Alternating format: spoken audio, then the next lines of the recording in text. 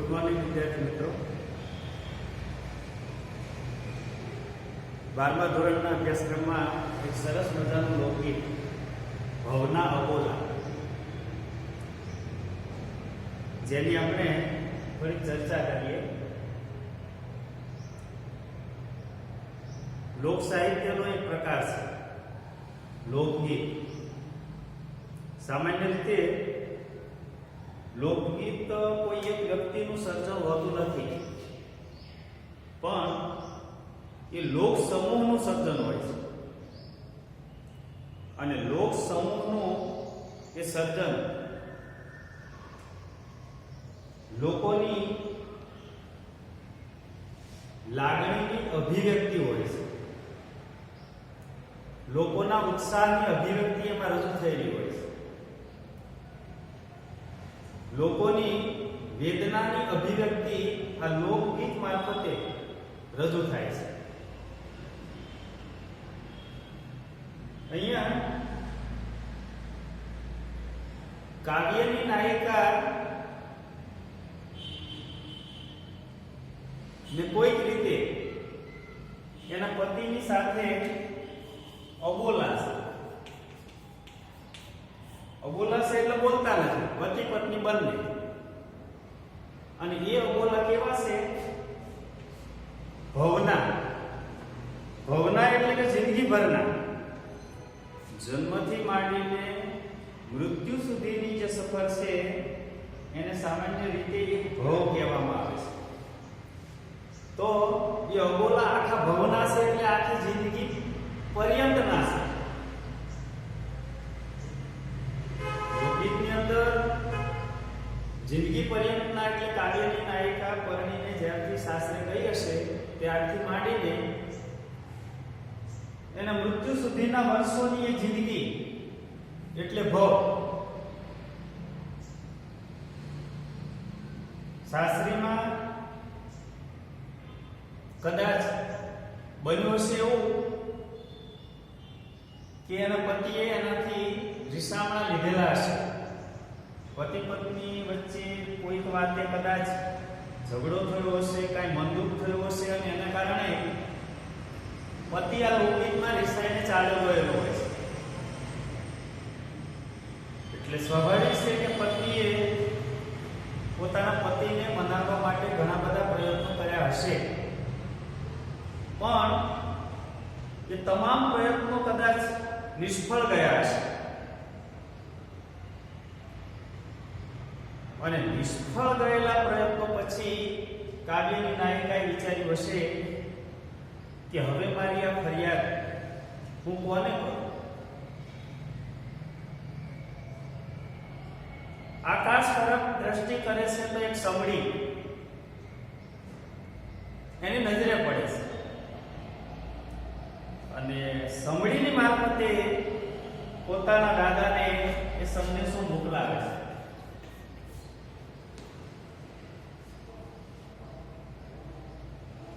સમડીને વિનંતી કરે છે કે હે સખી, હે બેની, આટલો મારો સંદેશો તું લઈ જા. કેમ કે અગાઉના સમયમાં પત્ર વ્યવહારના એવા કોઈ માધ્યમો અત્યારની જેમ હતા નહીં. પત્ર લેખનની કળા તો પછી શરૂ થઈ, અને અત્યારે ઇન્ટરનેટના જમાનામાં તો સહેલું થઈ ગયું છે. પણ એ સમયે પત્ર લેખન પહેલાના સમયમાં સંદેશો મોકલાવવા માટે એવી કોઈ પ્રથા હતી નહીં. એટલે આ કાવ્યની નાયિકાએ સમડીને પોતાની મિત્ર બનાવીને, સખી બનાવીને, બેનપણી બનાવીને, સહિયર બનાવીને સંદેશો મોકલાવ્યો દાદાજીની પાસે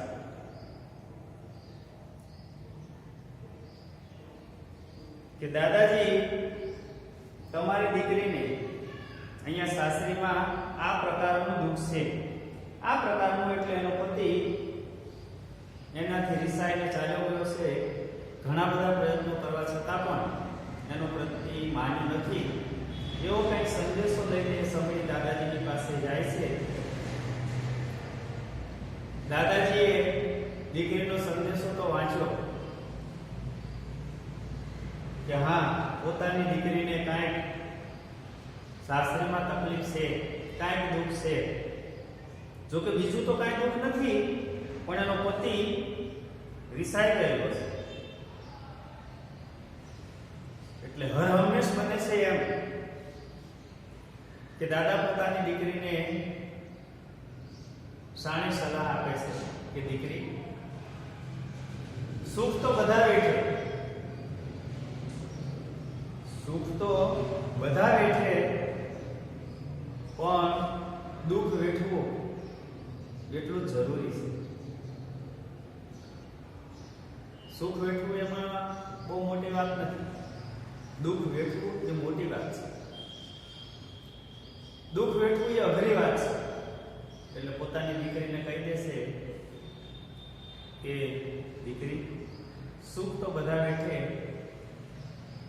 દુઃખ વેઠે એનું નામ માણસ. અને ત્યાર પછી દીકરી દાદાને કહેશે કે હે દાદા,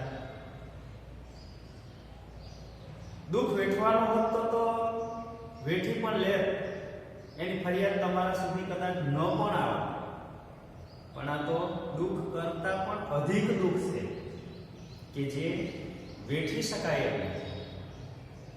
જો લોકગીતમાં કાવ્યની નાયિકાએ શું કીધું છે કે મેં તો ડુંગર કોરીને ઘરે કર્યા, મેં તો કાચના કર્યા કમાડ મોરી સૈયરો અબોલા ભવનારિયા. ડુંગરને કોતરીને ઘર બનાવ્યું છે, પોતાના ઘરેથી દૂર ક્યાંક ડુંગરની તળેટીમાં જઈને એને કોતરીને ઘર બનાવ્યું છે.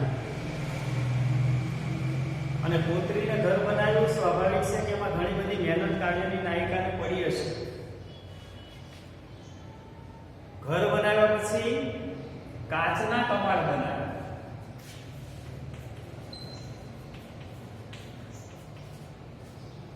કાચના કમાડ બનાવ્યા.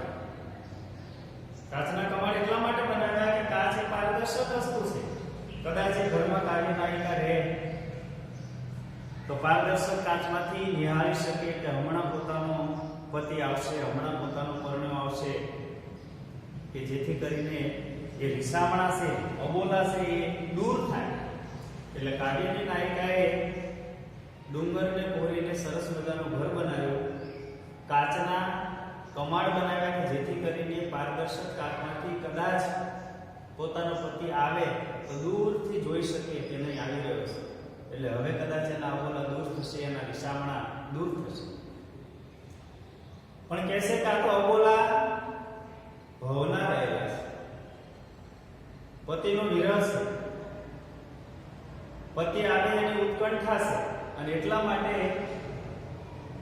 ડુંગર કોતરીને ઘર કર્યા છે, કાચના કમાડ બનાવ્યા છે, અને પોતાના પતિને મનાવવા માટેનો આ પ્રયત્ન શરૂ કર્યો છે. ત્યાર પછી તો શું કર્યું કે મેં તો અગર ચંદનના ચૂલારે કર્યા, મેં તો ટોપરડે ભર્યા વગાડ. ચૂલો તો બનાવ્યો અને એમાં અગર અને ચંદનના લાકડામાં લાવીને એ ચૂલો સળગાવ્યો. સરસ મજાનો ચૂલો બનાવ્યો. અગર ચંદનના જંગલમાંથી લાકડા કાવ્યની નાયિકા લઈ આવી અને ટોપરડે ભર્યા વગાડ. ટોપરડે એટલે ટોપલો ભરીને, અબાર લાકડા, બળતણ માટેના લાકડા, એના માટે પણ ઓબાળ શબ્દ પ્રયોગ થાય છે. અને ચૂલામાં જે લાકડા નાખવામાં આવે છે એને ઓબાળ કહેવાય.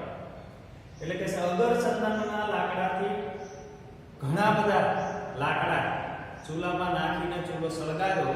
શેના માટે સળગાવ્યો? જો આગળ કહેશે કે દૂધના આંધણ મેલિયા મેં તો ચોખલા ઓર્યા છે, અને દૂધના આંધણ મૂક્યા.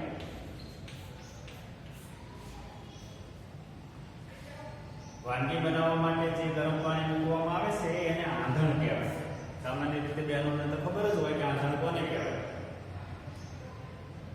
ગરમ પાણી પહેલા કરવામાં આવે અને ત્યાર પછી એમાં ચોખા વગેરે નાખવામાં આવે. ભાત કરવાના હોય તો ચોખા નાખવામાં આવે, ખીચડી કરવાની હોય તો દાળ અને ચોખા ભેગા કરીને નાખવામાં આવે. એ ગરમ પાણી થાય એ ગરમ પાણીને આંધણ કહેવામાં આવે છે. વિદ્યાર્થી મિત્રો, ક્યારેક શબ્દ સમૂહ માટે એક શબ્દ આપો એમાં પણ પૂછાય છે કે શબ્દ સમૂહ માટે એક શબ્દાર્થ આંધણ, તો તમારે એનું વિવરણ કરવાનું હોય છે, અથવા તો વિવરણ કરેલું હોય છે કે વાનગી બનાવવા માટે કરવામાં આવતું ગરમ પાણી એને શું કહેવાય, તો એને આંધણ કહેવાય. સામાન્ય રીતે ગ્રામ્ય પ્રદેશોમાં આ શબ્દ હજુ પણ ચલણમાં છે.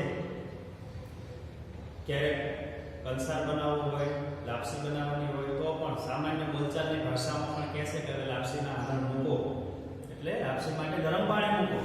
તો આ કાવ્યની નાયિકાએ પણ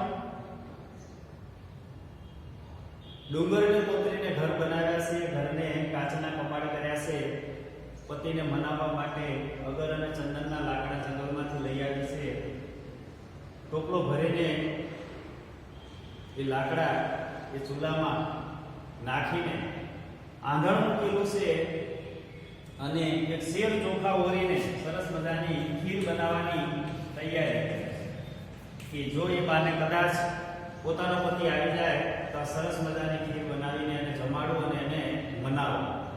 કારણ કે પત્ની છે સ્વાભાવિક છે કે સાસરે એના પતિ સિવાય એકલી તો ન જ રહી શકે. કોઈક વાતે મનદુખ થયું છે, કોઈક વાતે અબોલા લીધા છે પતિએ, એટલે એને મનાવવા માટે આટલા પ્રયત્નો એને કર્યા છે. પણ તેમ છતાંય ક્યાંય સુધી ઘણા બધા દિવસો પસાર થઈ ગયા છે, પતિ દેખાતો નથી, આવવાના કોઈ અણસાર નથી, એટલે સ્વાભાવિક છે કે ઝૂંપડી પર્વત કોતરીને જે ઘર કર્યા છે, ઘરની બહાર જઈને એ આકાશ તરફ દ્રષ્ટિ કરે છે. ત્યાં એક અધર સંભળે સમળે એટલે સમળી, એ સમળી ફરી રહી છે.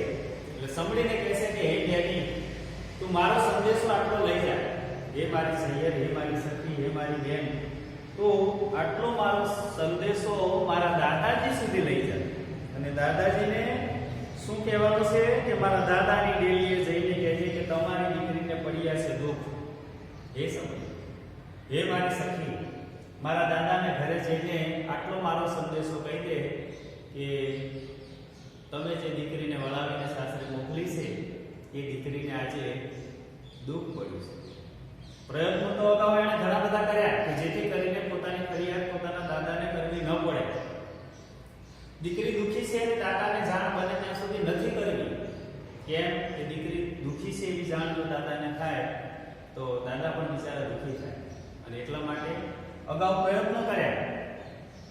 કાચના કમાડવાળા પર્વત કોતરીને ઘર બનાવ્યું, અગર ચંદનના લાકડાથી ખીર બનાવવા માટે આંધણ મૂકી દીધું, ચોખા પણ ઓરી દીધા, ખીર પણ તૈયાર થઈ ગઈ, પણ તેમ છતાંય પોતાનો જે પર્ણ છે, પોતાનો પતિ છે આવતો નથી. એટલે હારી થાકીને આકાશમાં નજર કરે છે, સમળી દેખાય છે, અને એ સમળીને વિનંતી કરે છે કે આટલો તો મારો સંદેશો મારા દાદાજીને જઈને કહેજે કે તમારી દીકરીને સાસરીમાં તકલીફ પડી છે. ઘણા બધા લોકગીતોમાં આવી દીકરીની વ્યથા કે જે સાસરે ગયેલી છે દીકરી એની વ્યથા રજૂ થયેલી છે. તમે કદાચ બહેનોએ લોકગીત કદાચ સાંભળ્યું હોય, દાદા ઓ દીકરી વાગડમાંના દેશો હોસઈ કે વાગડની ભટિયારી સાસુ દોહેલી. બહેનોએ સાંભળ્યું હશે, કદાચ આવડતું પણ હશે ઘણા બધા બહેનો. એમાં પણ આ જ વાત છે કે હે દાદા, બીજે બધાય દેજો પણ એક વાગડમાં ન દેશો. કેમ કે વાગડની સાસુ, પછી તો લોકગીતમાં સાસુ પછી તો જેઠાણી આવે છે, દેરાણી આવે છે, નણંદ આવે છે, આ બધા જ પાત્રો. જોકે જે તે સમયે કદાચ એવું હશે પણ ખરું, પણ અત્યારે કારણ કે પરિસ્થિતિ પ્રમાણે એને દુઃખ પડ્યું હશે. અત્યારે તો પરિસ્થિતિ એવી નથી કે જેથી કરીને કોઈ બહેનોને સાસરીમાં તકલીફ પડે. અગાઉ દૂર દૂર સુધી પાણી ભરવા જવું પડતું, અનાજને ઘરે ઘંટીમાં દળવું પડતું. આવા બધા કામો વહેલી સવારે કરવા પડતા, એટલે સ્વાભાવિક છે દુકાળના વર્ષો હોય, દળવું પડે, દૂર સુધી ક્યાંય પાણી ન હોય, પાણી ભરવા જવું પડે. આ બધી તકલીફોને લઈને આવા ગીતોમાં કાવ્યની નાયિકાઓએ પોતાનું દર્દ, પોતાની વ્યથા, પોતાની તકલીફ રજૂ કરેલી છે, વેદનાને રજૂ કરેલી છે. સમણીને કહી દીધું કે હે બેની આટલો મારો સંદેશો મારા દાદાજીને કહી દે. સમણી તો ગઈ, દાદાજીને સંદેશો આપ્યો અને જો દાદાજીએ શું જવાબ આપ્યો કે દીકરી દુઃખરે હોય તો વેઠીએ, દીકરી સુખ તો વેઠે છે સૌ. દાદાજીએ વાંચ્યું કે હા, મારી દીકરીને સાસરીમાં દુઃખ તો પડ્યું છે, પણ દીકરી સુખ તો સૌ વેઠે. દુઃખ વેઠવાની જરૂર છે. સુખ વેઠવું એ કઈ બહુ મોટી વાત નથી, દુઃખ વેઠવું એ મોટી વાત છે. તો હે દીકરી, સાસરીમાં તને જે કઈ થોડી ઘણી તકલીફ પડી છે તો એ તકલીફને તારે વેઠવી જોઈએ. દુઃખ પડે, સાસરી છે, ક્યારેક સાસુની સાથે, ક્યારેક પતિની સાથે, ક્યારેક ઘરમાં નણંદ હોય તો નણંદની સાથે, આ બધાની સાથે ક્યારેક ને ક્યારેક થોડી ઘણી વિસંવાદિતા તો હોય જ. પણ તેમ છતાંય દીકરીને કહેશે કે એ દીકરી તું દુઃખ વેઠજે. સુખ તો બધાય વેઠે, દુઃખ વેઠે એનું નામ દીકરી. અને આ સંદેશો સાંભળીને દીકરી કહેશે કે હે દાદા, તમારી વાત તો બધી સાચી છે, દુઃખ વેઠવાની મારી તૈયારી છે, પણ એ દુઃખ વેઠાય એટલું જો પડેલું હોય તો હું વેઠી લઉં, પણ વધારે પડતું છે. કેવી રીતે કહેશે પોતાના દાદાને? જુઓ કે દાદા, ખેતર હોય તો ખેડીએ, ઓલા ડુંગરા ખેડ્યા કેમ જાય? ખેતર હોય તો ખેડીએ, ડુંગરા ખેડ્યા કેમ જાય? કહેવાનો મતલબ છે કે ખેતરવાડી હોય તો એને ખેડીએ, કે દુઃખ થોડું હોય તો એને વેઠીએ, પણ ઓલા ડુંગરને જ્યારે ખેડવાની વાત આવે ત્યારે એ અઘરું પડે. આપણે બધા જ સમજીએ છીએ કે ડુંગર કેમ કરીને ખેડ્યો? ખેતર હોય તો બળદની મદદથી ખેડી. દીકરીનું કહેવું એમ છે કે દાદા, થોડી ઘણી તકલીફ હોય, થોડું ઘણું દુઃખ હોય તો હું વેઠી પણ લઉં, પણ આ તો ડુંગરા જેટલું દુઃખ છે, ડુંગરા ખેડવા જેટલું દુઃખ છે, એટલે હું વેઠી શકતી નથી. નાનકડું એવું દુઃખ હોત તો મારી તકલીફ તમારા સુધી આવત પણ નહીં, પણ આ તકલીફ મોટી છે, ડુંગર જેવડી, એટલે ડુંગર ખેડવા બરાબર છે, એટલે હું વેઠી શકું એમ.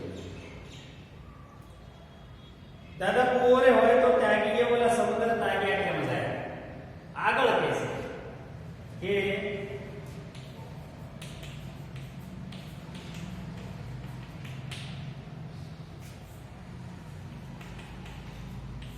સમુદ્ર એટલે સમુદ્ર, ખેતર હોય તો ખેડીએ, ઓલા ડુંગર ખેડ્યા કેમ જાય? ડુંગર જેટલી તકલીફ છે કોઈ કાળે સહન થાય. આ તો આખા ભવના અબોલા છે, કેમ દૂર થાય? એક બે દિવસના અબોલા હોત તો મારી રીતે કહેશે મેં મનાવી પણ લીધા હોત, પણ આ તો ભવના અબોલા છે, કેમ કરીને શક્ય બને? આગળ કહેશે કુંવરે હોય તો તાગીએ, તાગીએ એટલે એનો તાગ લઈ શકીએ, કુવાનો તાગ લઈ શકે કે પાણી કેટલું ઊંડું છે. નાનું દુઃખ હોય તો એને સહન કરી શકાય, પણ અગાધ સમુદ્ર જેટલું જ્યારે દુઃખ હોય, સમુદ્રને તાગવું મુશ્કેલ છે, કારણ કે એના તળ હજારો કિલોમીટરના ઊંડા હોય, એને કેમ કરીને તાગવું? એનું તાગ, એનું માપ કેવી રીતે લઈ શકાય? સમુદ્ર જેટલું દુઃખ કેવી રીતે હું સહન કરી શકું? કુવા જેટલું દુઃખ હોત તો હું સહન પણ કરત, પણ ઓલા સમુદ્ર જેટલું દુઃખ મારી વિસાતમાં નથી. એટલે હે દાદા, તમારી વાત બધી સાચી છે, થોડુંક દુઃખ હોય તો સહન કરું, પણ વધારે દુઃખ છે સહન થાય એમ. ખેતર હોય તો ખેડી શકું, ડુંગરા કેમ ખેડું? કૂવો હોય તો તાગી શકું, ઓલો સમુદ્ર કેમ તાગી શકું? આગળ કહેશે દાદા, ઢાંઢોરે હોય તો વેચી, ઓલો પરણ્યો વેચ્યો કેમ જાય? ઢાંઢો એટલે બળદ,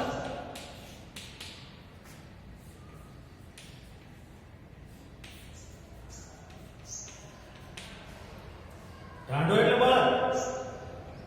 બળદને કદાચ વેચી પણ દઈએ કે ચાલો મારા પણ બળદ છે, બીજાને આપી દઈએ, ખેતરમાં કામ નથી આપતો તો બીજાને આપી દઈએ, પણ આ તો પરણ્યો છે, પોતાનો પતિ છે, એને કેમ વેચવો? એને કેમ વેચવો? એટલે કાવ્યના એકાનો ભાવ એવો છે કે દાદા, બળદને તો બદલી પણ નાખો, આ પરણ્યાને કેવી રીતે બદલું?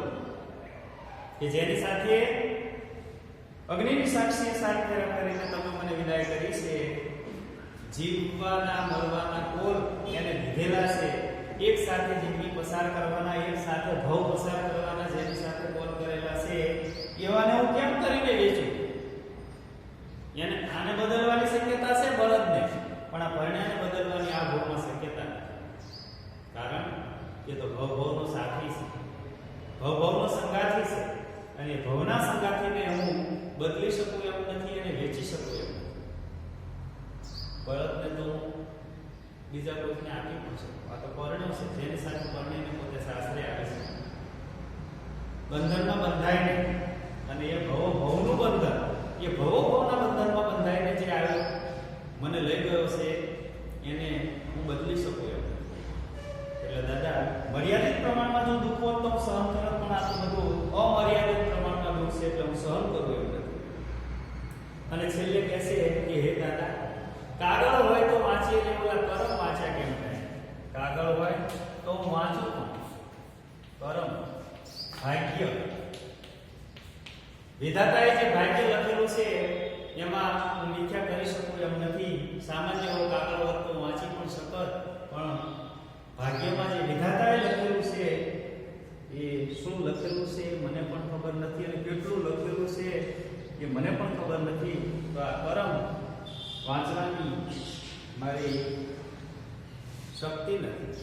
ભાગ્યમાં જે લખાયેલું છે એ મિથ્યા થવાનું નથી. માટે હે દાદા, મારી રીતે તો મનાવવાના ઘણા બધા પ્રયત્નો કર્યા છે, વેઠાય એટલું દુઃખ મેં વેઠવાના પ્રયત્ન કર્યા છે, પણ જ્યારે આ તો અમર્યાદિત દુઃખ છે કે જે વેઠવી શકાય એમ નથી, ત્યારે મને તકલીફ પડે છે. અને તકલીફ એટલી બધી હશે તો જ મેં તમારા સુધી આ સંગડી મારફતે સંદેશો મોકલાવ્યો છે. તમે ન કીધું હોત તો પણ મર્યાદિત સંખ્યામાં, મર્યાદિત પ્રમાણમાં દુઃખ હોત તો હું વેઠવી શકત, પણ આ તો અમર્યાદ છે. ખેતર હોત તો ખેડી શકત, ડુંગરા ખેડવાની મારી તાકાત નથી. કૂવો હોય તો તાકી શકત, એનું માપ લઈ શકત, સમુદ્રને તાગવાની એનું માપ લેવાની મારી તાકાત નથી. ગાંડો એટલે કે બળદ હોય તો હું એને બદલી નાખત, વેચી પણ નાખત, પણ આ તો પરણ્યો છે, ભવનો ભેરું છે, ભવનો સાથી છે, એને હું કેમ કરીને બદલી નાખું, કેમ કરીને વેચી નાખું? સામાન્ય એવો કાગળ હોય તો હું વાંચી પણ શકત, પણ ઓલા ભાગ્યનો કર્મના કાગળ હું કેમ કરી નાખું છું? એટલે હે દાદા, તમારી વાત તો બધી સાચી છે, પણ દુઃખ અનહદ છે કે એક બે દિવસના અબોલા વખતો તો હું એને મનાવી પણ લે, પણ આ તો ભવના અબોલા લઈને ચાલ્યો ગયો છે. ભવના એટલે જિંદગી પર્યંતના, એટલે જિંદગી પર્યંતના જ્યારે અબોલા લઈને એનો પતિ ગયો છે, ત્યારે એ જિંદગી પતિની વગર કેવી રીતે પોતે પસાર કરશે, એની વિધા છે, એનું દુઃખ છે, એની વેદના છે, અને એ વેદના કેવી રીતે પોતે સહન કરશે? તો વિદ્યાર્થી મિત્રો, સરસ મજાનું આ લોકગીત નાયિકાની વેદના ભવના અબોલા રૂપે પ્રગટ થઈ છે. લોકો દ્વારા ગવાયેલું એક સરસ મજાનું લોકગીત છે. બહેનો પોતે પણ ઘરે, બહેનોને તો જો કે આવડતું જ હોય, ઘરે ગાઈને પણ યાદ રાખી શકાય એવું છે. ખાસ તો આટલું જ યાદ રાખવાનું છે કે કાવ્યની નાયિકાએ ઘણા બધા પ્રયત્નો પોતાના પતિને મનાવવા માટે કર્યા છે. ડુંગર કોરીને, ડુંગરને કોતરીને ઘર બનાવ્યું છે, અને એ ઘરને કાચના કમાડ બનાવ્યા છે. અગરચંદનના લાકડા વીણી લાવીને ચૂલામાં પોતાના પતિને માટે ખીર બનાવવા માટે શેર ચોખા પણ ઓર્યા છે. પણ તેમ છતાંય પતિ જ્યારે હવે આવતો જ નથી, ઘણા બધા દિવસો થઈ ગયા છે, ઘણા બધા મહિના કદાચ થઈ ગયા હશે, એટલે આકાશ તરફ જ્યારે નજર નાખે છે ત્યારે એક સમડીને જુએ છે, અને એ સમડી મારફતે પોતાના દાદાને સંદેશો મોકલાવે છે કે હે દાદા, તમારી દીકરીને દુઃખ પડ્યા છે. દાદા વળતા સંદેશે એની દીકરીને કહે છે કે હે દીકરી, દુઃખ તો વેઠવાનું જ હોય, એમાં કહેવાનું ન હોય. સુખ તો બધા વેઠે, સુખ વેઠવું એ કઈ બહુ મોટી વાત નથી. દુઃખ વેઠવું એ જ મોટી વાત છે. એટલે દુઃખને તો વેઠવું જ રહ્યું દીકરી, પણ દાદાને ખબર નથી કે દીકરીનું દુઃખ કેવા પ્રકારનું છે. એટલે સામે પછી દીકરી એમ કહેશે કે હે દાદા, કદાચ ખેતર હોત, નાનું એવું દુઃખ હોત તો મારી રીતે એનું નિવારણ કર્યું હોત, પણ આ તો ડુંગર ખેડવા જેવી વાત છે, અસહ્ય દુઃખ છે, અને એનું નિરાકરણ શક્ય નથી. ભવના બોલા છે, એક બે દિવસના બોલા હોત તો હું કેમે કરીને મનાવી લે, પણ આ તો ભવના બોલા છે, ડુંગર ખેડવા જેવી વાત છે. કૂવો હોય તો એનો તાગી પણ શકત, પણ આ તો સમુદ્ર તાગવાની વાત છે. ઢાંઢો એટલે કે બળદ વધતો હોય એને વેચી પણ શકત, બીજાને આપી પણ શકત. આ તો પરણ્યાની વાત છે, એને વેચવું શક્ય નથી, એને બદલવું શક્ય નથી. કાગળ હોય તો હું વાંચન પણ ઓલા કરમ જે વિધાતાએ લખેલા છે, મારા ભાગ્યમાં જે નિર્માણ થયેલું છે એ હું કોઈ કાળે બદલી શકતી નથી. અને એમ ભવના અબોલા કાવ્યની નાયિકા કે પરણ્યો એનો પતિ આખા ભવના અબોલા લઈને ચાલ્યો ગયો છે. ઘણી બધી મથામણ એને કરી છે, પોતાની રીતે બનતા પ્રયત્નો કર્યા છે, અને તેમ છતાં જ્યારે પરણ્યો નથી જ આવતો ત્યારે દાદાના સમય મારફતે સંદેશો મોકલાવે છે. અને આમ હોત તો આમ થાત, ખેતર હોત તો ખેડત, ડુંગર ખેડવાની પોતાની તાકાત નથી, કૂવો હોય તો તાકાત સમુદ્ર તાકવાની પોતાની હેસિયત નથી, ઢાંઢો એટલે કે બળદ હોય તો બદલી નાખું, વેચી નાખું, પરણાને બદલું કે વેચવું એ શક્ય નથી, કાગળ હોય તો વાંચી શકું, ઓલા કરમ વાંચવાનું મારાથી શક્ય બનતું નથી. એટલે દુઃખ સહન થાય એના કરતાં પણ વધારે પ્રમાણમાં છે, અને ત્યારે જ દાદાને ફરિયાદ કરવી પડી છે. અને એ પણ માને છે કે સુખ તો બધા વેઠે, દુઃખ વેઠે એ માણસ, પણ તેમ છતાંય દીકરીઓની આ વેદના લોકગીતો મારફતે વ્યક્ત થઈ છે. પણ તેમ છતાંય દીકરીઓ છે એટલે સ્વાભાવિક છે કે બધું દુઃખ વેઠીને પણ કદાચ આપણે એવી કલ્પના પણ કરી લઈએ કે આટલું બધું થયા પછી પણ એનો પરણ્યો પાછો આવ્યો પણ હશે, અને બંને પતિ પત્ની મળ્યા પણ હશે, અનુમાન છે આ તો આપણું. પણ તેમ છતાંય લોકગીતમાં નાયિકાની વેદના રજૂ થઈ છે. તો વિદ્યાર્થી મિત્રો, કાવ્યના અંતે જે સ્વાધ્યાય આપેલું છે એના પ્રશ્નોના ઉત્તર તમારી મૌલિક ભાષામાં સારી રીતે તમારી નોંધપોથીમાં લખી નાખ્યો. અસ્તુ, જય સ્વામી.